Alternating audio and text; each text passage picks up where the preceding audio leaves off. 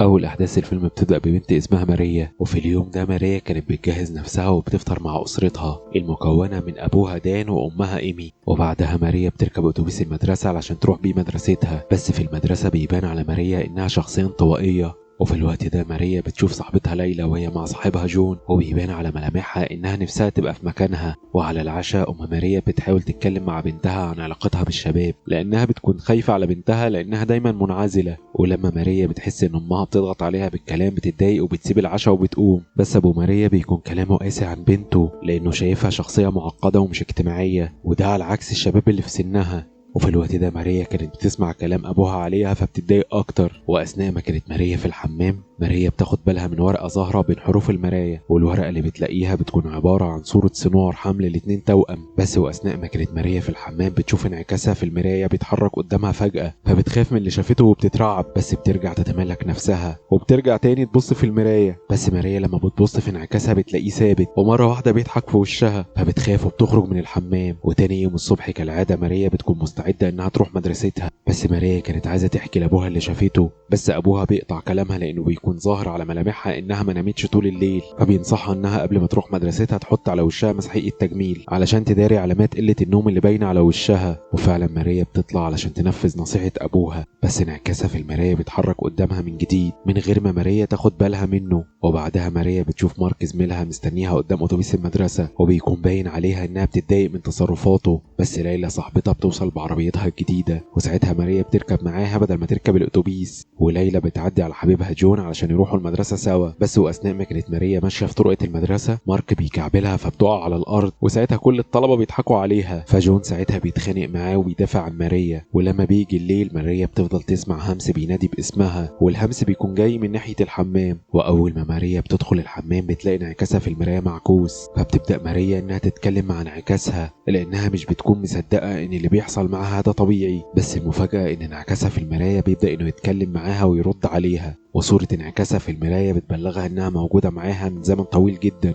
وإنها موجودة في أي مكان هي فيه، وإنها لما تبص في أي مراية هتشوفها. وصورة انعكاسها بتقول لها إنها ممكن تخلصها من أحزانها، وده لأنها تعرف كل حاجة عنها، زي إنها عارفة بتحب مين وبتكره مين. ولما ماريا بتسألها عن اسمها، صورة انعكاسها بتبلغها إن اسمها إيرام. وتاني يوم مامة ماريا بتلاحظ إن ماريا وشها اليوم ده مبسوط، وبتبلغهم ماريا إنها قررت إنها تروح حفلة التزلج اللي عاملاها المدرسة بعد ما كانت رافضة إنها تروحها. ولما أمها بتسألها عن الشاب اللي هيكون رفيقها في الحفلة، ماريا بتقول لها إنها هتروح لوحدها. وأبو ماريا بيكون شايف إن ده تقدم ملحوظ في حالة بنته. وفي المدرسة ماريا بتطلب من ليلى إنها تعلمها التزلج علشان تبقى مستعدة للحفلة. وبعد المدرسة ماريا بتقرر إنها تزور أبوها في العيادة، وبنعرف إن أبو ماريا بيشتغل دكتور تجميل. بس واثناء ما كانت ماريا في العياده بتلاحظ ان واحده من المرضى بتوعه بتتعامل مع ابوها معامله مش عاديه، فساعتها بتفهم انه على علاقه بيها. وبعدها ابو ماريا بياخدها على السينما زي ما كان وعدها. بس واثناء ما كانت ماريا في السينما بتلاحظ وجود مارك زميلها اللي كان دايما بيتنمر عليها، فبتخرج هي وابوها من السينما قبل ما مارك يشوفها. بس مارك بيخبط فيها وهي ماشيه، وساعتها بيقف علشان يتكلم مع ابو ماريا. وساعتها مارك هيبين له انه معجب بيه وانه نفسه يبقى دكتور زيه. ومارك بيسلم على ماريا رغم انه عارف انها مش طايقاه. واثناء ما كانوا في العربيه ابو ماريا بيبلغها ان عارف ان عيد ميلادها بعد شهرين،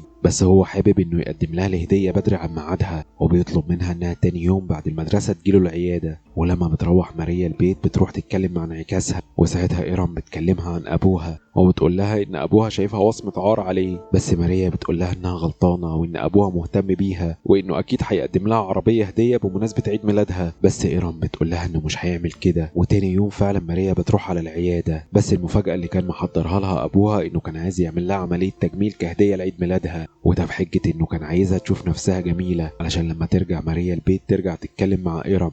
وساعتها ماريا بتقول لها ان عندها حق في رأيها في ابوها، وان مفيش حد مهتم بيها، حتى امها شخصيتها ضعيفة قدام ابوها. بس واثناء ما ماريا بتتكلم مع ايرام امها بتسمعها فبتدخل عليها الحمام فجأة، وساعتها امها بتسأل كانت بتتكلم مين، وانها سمعتها وهي بتتكلم. فامها بسبب تصرفاتها بتفتكر ان بنتها بتتعاطى المخدرات. وساعتها ايمي بتشتكي لجوزها لانها بتكون خايفة على بنتها. بس ابو ماريا مش بيكون واخد الموضوع بجدية زيها، وبيحاول انه يهدي ايمي وبيقول لها ان مفيش مشكلة حصلت علشان تتوتر بالشكل ده. بس ايمي هتقول له كلمة غريبة جدا، وهي ان الاحلام بدأت ترجع لها تاني علشان نفهم ان في سر مستخبي ما بينهم.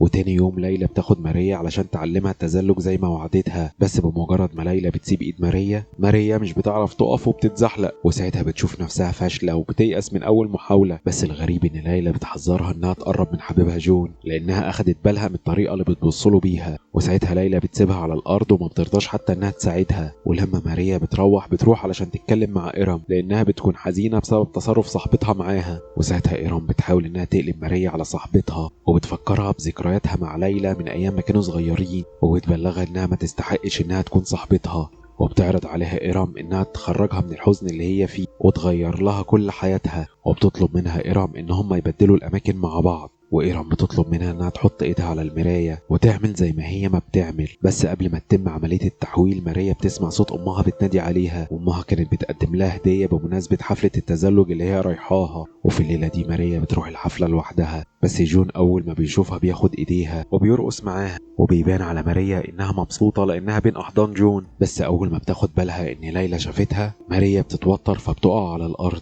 ولما جون بيحاول انه يساعدها ليلى بتتخانق معاه، فمارك بينتهز الفرصة وبيمد ايده علشان يساعد ماريا انها تقوم. بس اول ما ماريا ما بتمسك ايده مارك بيجرها على الارض قدام كل الموجودين. وبعد الموقف اللي حصل لها ماريا بتفضل تنادي على إيرام وهي منهارة، فبتبلغها إيرام ان ده الوقت المناسب علشان يعملوا عملية التبادل. وفعلا شخصية إيرام بتخرج من المراية، واول حاجة بتعملها إيرام لما بتدخل المدرسة بتروح تهمس في ودان مارك وبتهدده، وجون لما بيشوفها بيوقفها علشان يطمن عليها وبيستغرب هي قالت لمارك ايه خلاه يخاف بالشكل ده. حتى ليلى بتتأسف لها عن اللي حصل في الحفلة، بس إيرام بتطلب منها انها تعلمها التزلج مرة تانية. ولما ليلى بتستغرب انها عايزة تتعلم برغم ان الحفلة انتهت بتبلغها إيرام إنها عايزة تطور من نفسها. وإيرام بتفاجئ أبوها بزيارة غير متوقعة في العيادة، ولما بتخرج من عنده بتطلب من السكرتيرة بتاعته إنها تعمل لها قهوة. وساعتها بتستغل إيرام الفرصة وبتاخد رقم المريضة اللي شافتها ماريا قبل كده مع أبوها، وبتتصل بيها من تليفون العيادة وبتحدد معاها ميعاد الساعة 1. ولما بتخرج السكرتيرة إيرام بتبلغها إن أبوها طلب منها إنها تبلغها إنها تتصل بمامتها وتطلب منها إنها تيجي العيادة الساعة 1. وبعدها إيرام بتفضل تراقب العيادة وبتشوف أمها وهي طالعة، وإيرام كانت بتعمل كده علشان توقع أبوها مع أمها وتكشف خيانته قدامها. وفعلا إيمي بتقابل المريضة في الأسانسير، وساعتها المريضة بتبلغها إن دكتور دان بيحب الفستان اللي هي لابساه، فإيمي بتفهم إن جوزها بيخونها. ولما إيمي بتروح إيرام بتفضل تسألها عن أبوها وبتفضل تلمح لها إيرام إن جوزها بيخونها، بس مشكلتها إنها مش عايزة تعترف بالحقيقة. فساعتها أمها بتتضايق وبتضربها بالقلم. وبعدها إيرام بتروح تتكلم مع ماريا وبتبلغها إيرام إنها بتعمل كل حاجة كانت هي عاجزة إنها تعملها. وإيرام بتكون شايفة إن أمها تستحق اللي حصل لها، وده بسبب إنها زوجة سلبية. واثناء ما كانت إيرام في المدرسه مارك بيشوفها وبيقرر انه يغلس عليها كالعاده، فبيفضل ماشي وراها لغايه لما بيدخل وراها الحمام، بس بيتفاجئ بإيرام بتضربه على ركبته وبتكسرها له. وبعدها إيرام بتقابل ليلى علشان تعلمها التزلج زي ما وعدتها،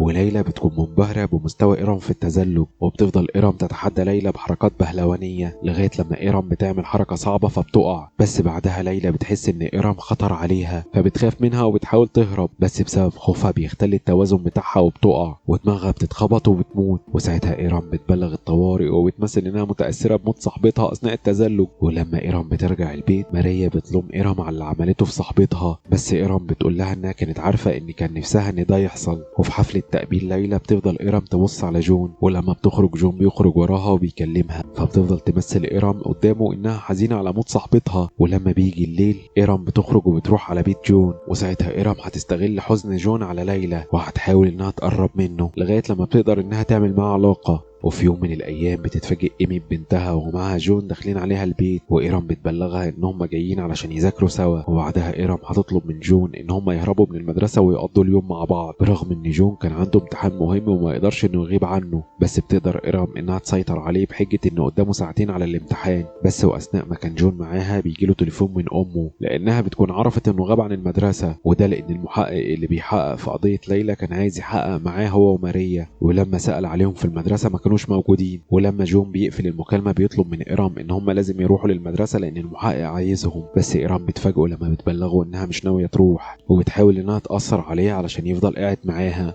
بس جون بيبعد عنه وبيكون عايز يعرف السبب اللي يخليها مش عايزة تتكلم مع المحقق، فلما مش بيلاقي رد منها بيقرر إنه يسيبها ويمشي. وساعتها إيرام بتفاجئه لما بتضربه على دماغه وبتموته، وماريا بتفضل حزينة لأنها بتكون شافت وعرفت كل حاجة. وفي نفس الوقت إيمي كانت بتحلم بالأحلام اللي كانت بتجيلها زمان أثناء ما كانت في العمليات وأثناء الولادة، وإنها كانت حامل في بنتين توأم، ودان في الوقت ده كان حاضر معاها في العملية. وساعتها دان بلغها إن في بنت من البنات اتولدت مشوهة وإنه قرر إنه يتخلص منها. وبعدها إيرام بتقرر تزور أبوها في العيادة وبتمثل عليه إنها سكرانة، وأثناء ما كان بيساعدها إيرام بتنهي حياته بالمشرط. وبعدها بتفضل إيرام تنادي على ماريا، بس ماريا مش بترضى تظهر لها. واول ما بتروح إيرام بتنام جنب امها، وساعتها بنفهم انين كانوا شخص واحد، ان روح إيرام اللي ماتت اتجسدت فيها، وانها خرجت علشان تنتقم من كل اللي اذوها. وبينتهي الفيلم على كده. ولو عجبكم الفيلم اكتبوا لنا رايكم بصراحه، ولو ما عجبكمش اكتبوا لنا برضه، واشوفكم في ملخصات جديده.